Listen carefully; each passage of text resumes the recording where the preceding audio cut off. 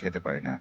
কাঁঠাল কখনোই আমার পছন্দ ছিল না। আর জাম যদিও পছন্দ, পাওয়া যায় খুব কম সময়ের জন্য। এসবের মাঝখানে এই তাল শাঁসটা একটু অন্যরকম একটা ফল। গরমে এটা খেতে অনেক মজা, আবার একটু স্বস্তিরও বটে।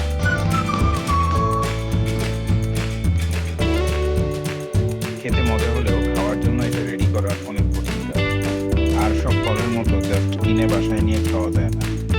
একটা তালে নরমালি ৩টা চোখ থাকে। অনেক সাবধানে কেটে বের করতে হয়।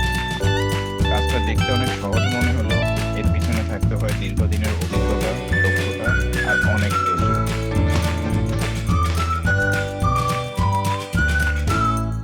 নরমালি আমি অফিস থেকে বাসায় যাওয়ার সময় এই তাল শাঁস কিনে নিয়ে যাই। তারপর ডিপ ফ্রিজে রেখে গোসল, খাওয়া-দাওয়া শেষ করে একটু রেস্ট নেই, তারপরে এটা খেতে বসি। ঘন্টা দেড়েকের মতো ডিপ ফ্রিজে থাকার কারণে এটা জমে কিছুটা আইসক্রিমের মতো লাগে। বাড়তি সুগারের কারণে এখন আর আইসক্রিম খাওয়া হয় না। অন্যদিকে গ্লাইসেমিক ইনডেক্স কম হওয়ার কারণে এই ফলটা খেয়ে যেমন পেট ভরে, তেমনি মনেও একটা তৃপ্তি আসে।